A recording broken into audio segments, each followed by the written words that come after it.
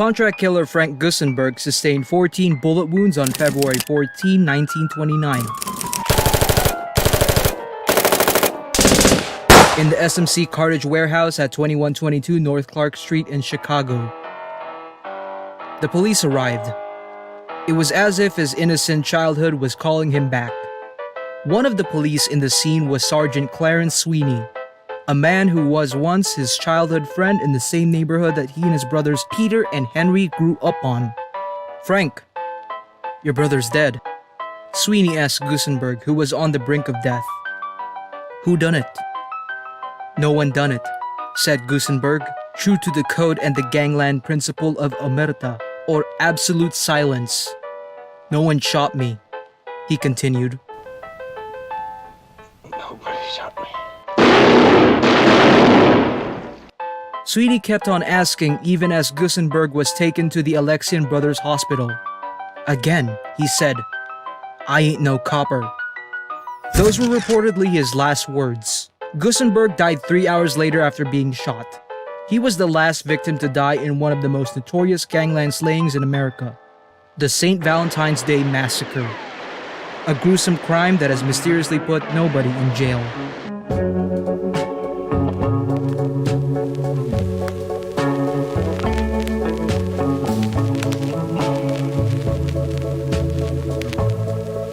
"70 rounds of bullets were said to have been shot at 10:30 a.m. on that fateful Valentine morning. A truckload of bootlegged whiskey at a bargain price was supposed to be delivered in the SMC cartage warehouse, but 4 men infiltrated the scene.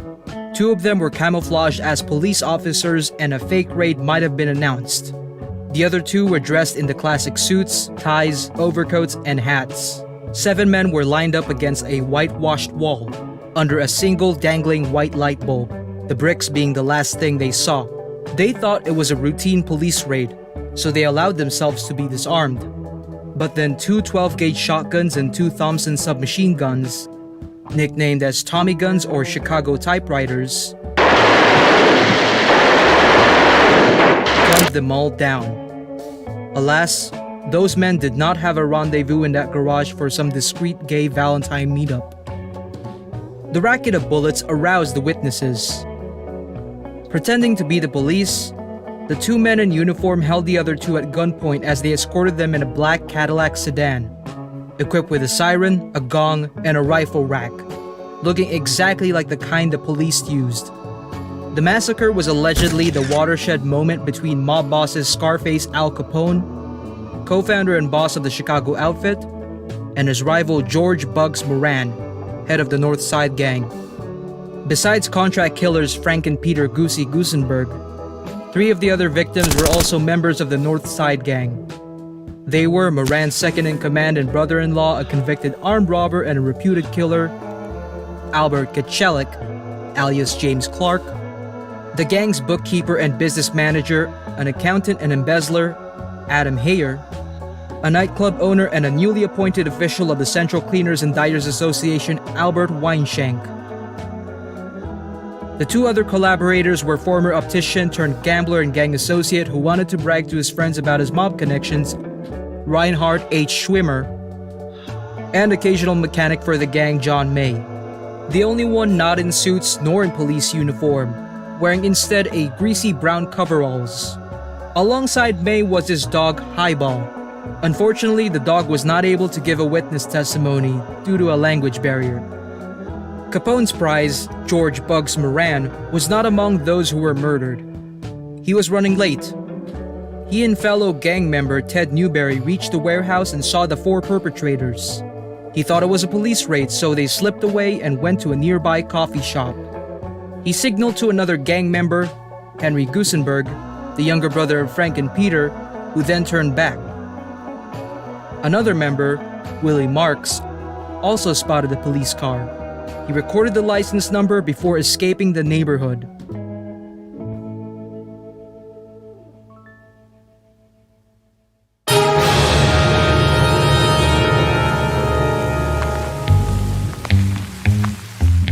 The roaring 1920s ushered the rise of mob crime in Chicago.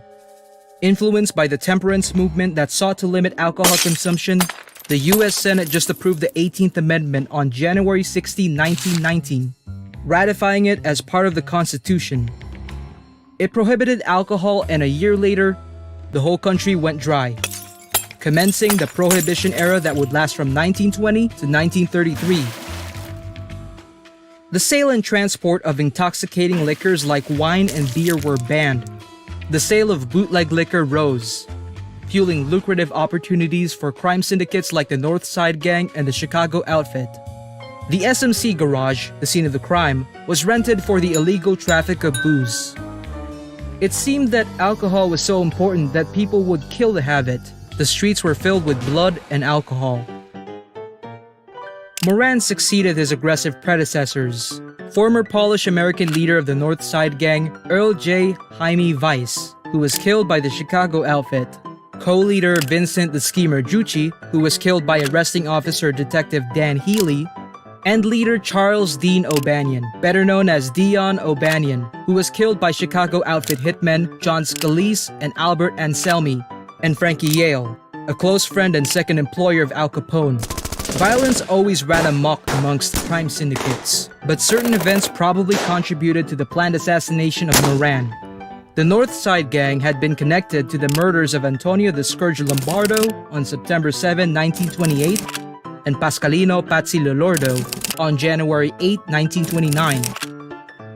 They were presidents of the Union Siciliana and close associates of Scarface. Patsy's murder had been purported as a prelude to a planned assassination of Capone. Naturally, Al Capone had been widely assumed to be the main perpetrator for ordering the massacre. But he was happily vacationing at his retreat in Palm Island, Florida during the crime. Only a few believed him, though.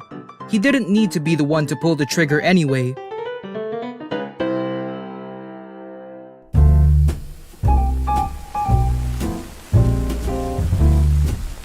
But Moran still had a lot of other enemies. Perhaps the assassins actually came for the others, hence why he wasn't killed. Perhaps those supposed police officers in disguise were really policemen, as Frank Gusenberg actually alleged. Perhaps the massacre was a retaliation from the Purple Gang or the Sugar House Gang, another criminal mob participating in the bootlegging trade, for a recent hijacking of their whiskey. Perhaps it had something to do with the fight for control of the dry cleaning rackets, of which Albert Weinshank, one of the victims, was a central figure. The police even considered Moran as a suspect at one point, perhaps out of the members' insubordination. The police returned to the Gusenbergs' accusation that a police officer had something to do with it. The North Side Gang had stolen a truckload of liquor from a crooked cop who might have retaliated. The investigation's crosshairs returned to the Purple Gang, whose members had good business relations with Scarface. 3 men rented rooms in houses directly across the SMC garage, 10 days before the crime.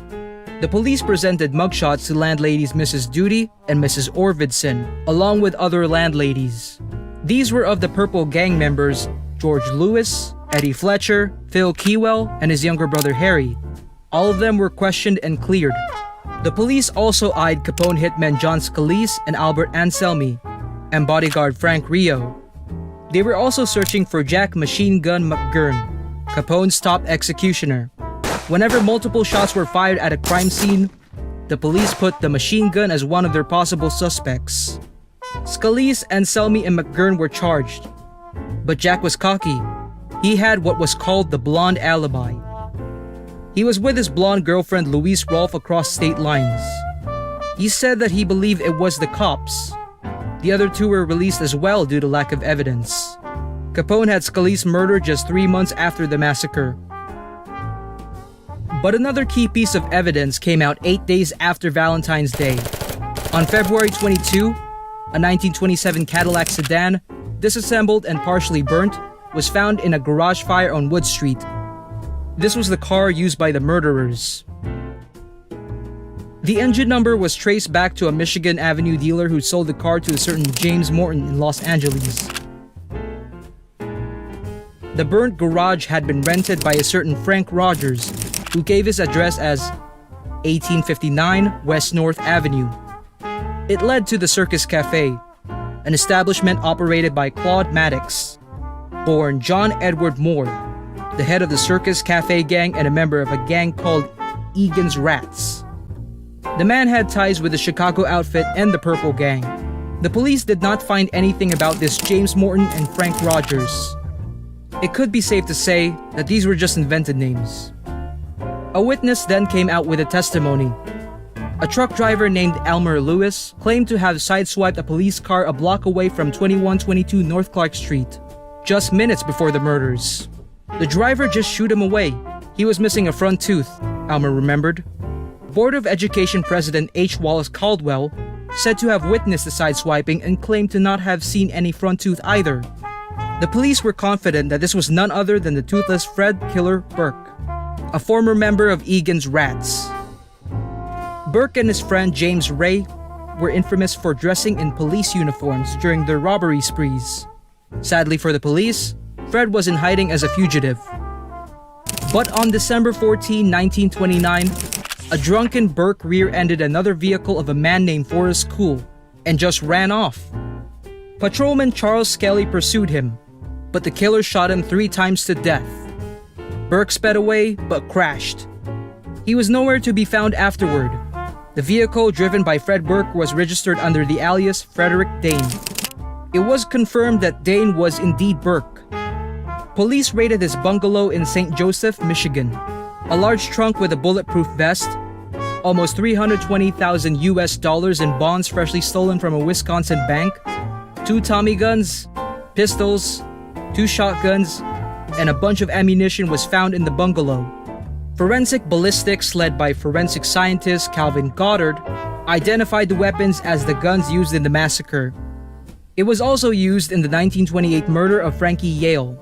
Burke was caught a year later under the alias Richard F. White and was sentenced to life imprisonment for the murder of Skelly. His answers about the massacre were never made public for some odd reason. He was never charged for that crime. He died of a heart attack in prison in 1940, buried under the alias Thomas Camp. Some suggested that the feds wanted to pin the massacre on Capone himself. Another lead comes into the scene on January 8, 1935. The FBI raided a Chicago apartment building at 3920 North Pine Grove in search of the remaining members of the Barker Karpis gang, one of the most notorious and longest-lived criminal gangs during the Depression era, led by Fred Barker, Arthur Doc Barker, and Alvin Francis Creepy Karpis. Shots were fired. Bank robber Russell Gibson died in the encounter. One of the people taken in custody was another bank robber named Byron Bolton, an associate of Egan's Rats.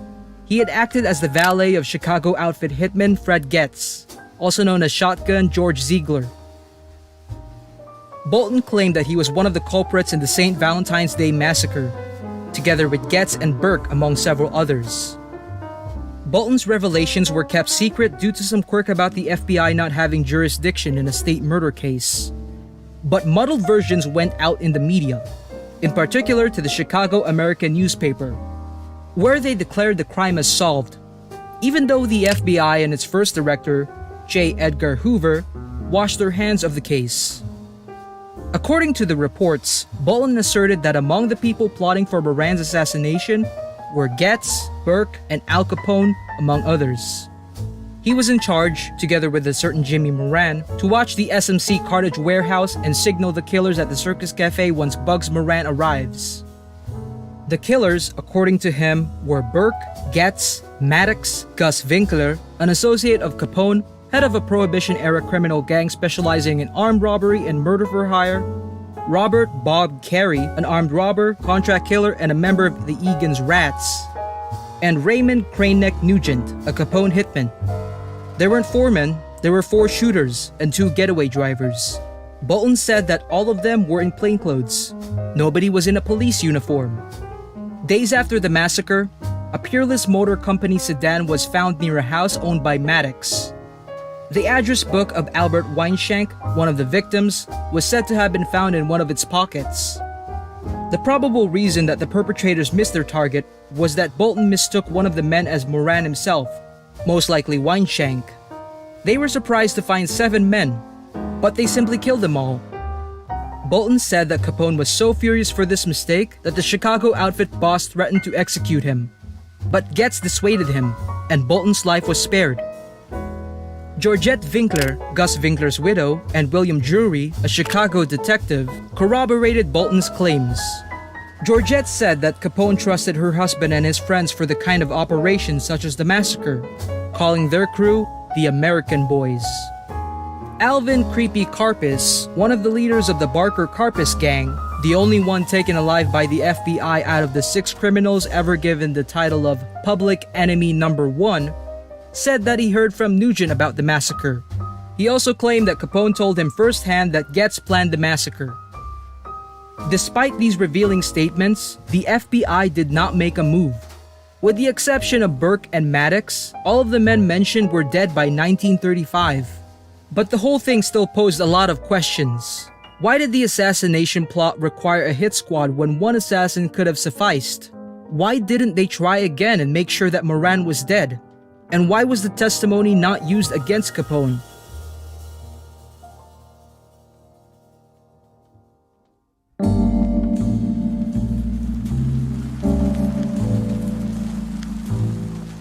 But the confession caught a Chicago citizen's attention.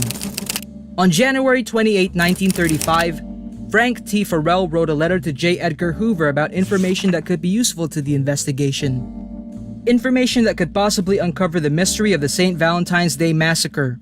A former firefighter named William DeVerne Jr., who was the son of a Chicago police sergeant, was shot in the stomach during a bar fight in the C&O restaurant at 509 North Clark Street back in November 1928. This place was a popular gangster hangout. He was left for dead in the corner of Rush Street and Austin Avenue. He managed to crawl to a fire station call box to call for help.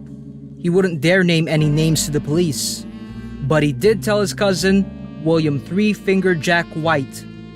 He named several members of Bugs Moran's gang, including one of the Gusenberg brothers. These were the men who shot him. DeVerne died a month later. White was still seeking vengeance. Three-Finger Jack contacted one of the Gusenberg brothers who was involved in the murder, asking for their assistance for his plan in holding up a factory for its payroll. He might have known the brothers. He was said to have worked with them in a 1926 robbery. One of the men involved in that crime ratted to the cops. In his plot to whack this rat, White arranged for 2 men to disguise as police officers and murder the rat in his sleep. He believed that the uniforms could gain their trust and drop their defenses. White was in cahoots with crooked cops. It is possible that he had help with Sergeant William J. DeVerne of the Chicago Police Department, the father of the man killed by the North Side Gang. It might have been revenge then. The gravity of the emotions involved could perhaps explain the fury of the bullets littered on the bodies of the victims. And the investigation didn't go anywhere. Perhaps because a certain sergeant had something to do with it. If ever Capone really had something to do with it, he kind of won in the end anyway. Moran completely lost control of the territory he once ruled after the massacre. Moran had said about the massacre, "Only Capone kills like that," while Capone sarcastically replied, "The only man who kills like that is Bugs Moran."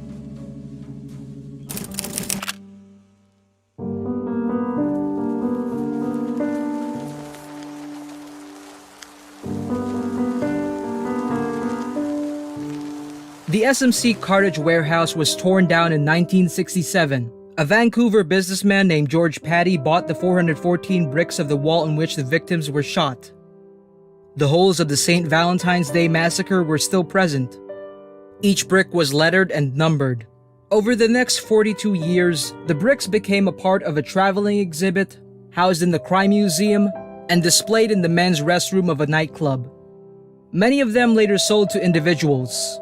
In 2012, the rest were transferred to the Mob Museum in Las Vegas, in a place where visitors could witness the last thing those 7 victims saw before they died.